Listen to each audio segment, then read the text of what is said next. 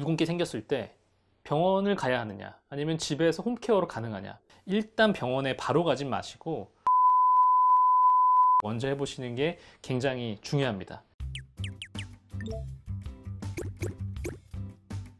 안녕하십니까 여러분, 423TV의 배병기 원장입니다.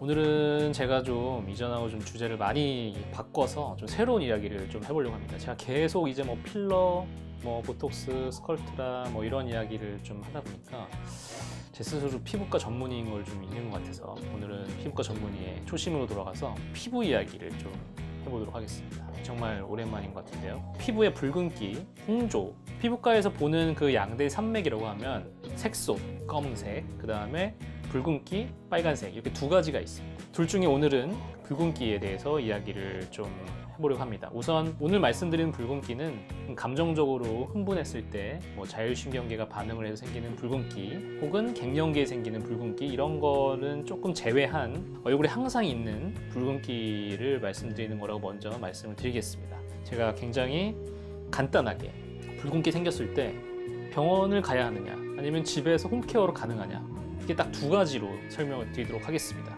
먼저 병원을 가야 되는 기준, 붉은기가 생긴 지 얼마 안 됐다 그러면 병원을 바로 가셔야 됩니다.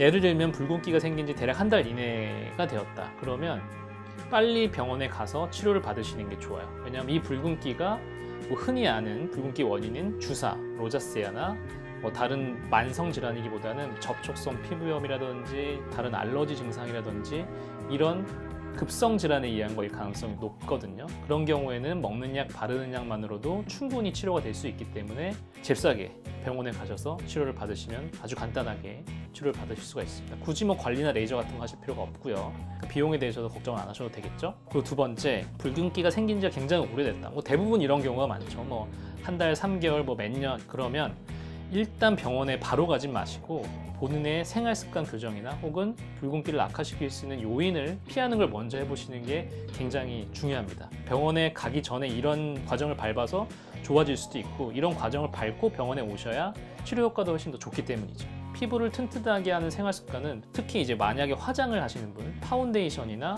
짙은 화장, 색조 화장을 하고 오일 클렌저로 지우시는 분들은, 이 얘기는 뭐 이전에도 제가 했지만 파운데이션을 파우더나 BB 혹은 무기자차, 선크림인데 좀 차단력을 가진 그런 선크림을 이용해서 색조 화장을 좀 바꾼 다음에 지우는 것도 역시 워터 클렌저나 밀크 클렌저로 좀 약한 걸로 바꿔서 피부 장벽을 튼튼하게 해주는 생활 습관을 하셔야 돼요.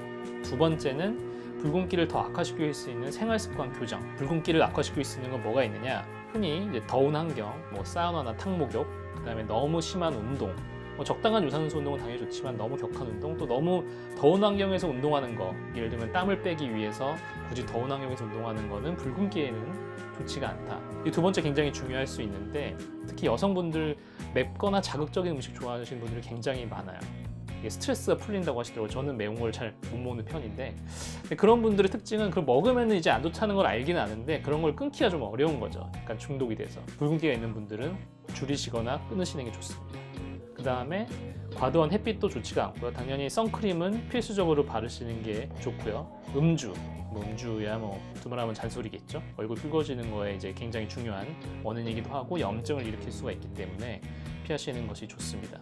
그다음에 뭐 스트레스가 있지만 뭐 스트레스 없는 사람은 없으니까 이런 생활습관 교정과 화장습관 교정을 한 다음에 만약에 붉은기가 많이 좋아진다. 그러면 뭐 병원 안 가고 굉장히 해피엔딩이겠죠. 하지만 그러고 나서도 만족할 정도가 되지 않았다. 그러면 병원을 가셔야 합니다. 그럼 이제 병원으로 가보면 병원에서 하는 치료는 이제 크게 세 가지 정도로 나눌 수가 있습니다. 첫 번째는 먹는 약, 바르는 약, 흔히 내과적 치료라고 하죠.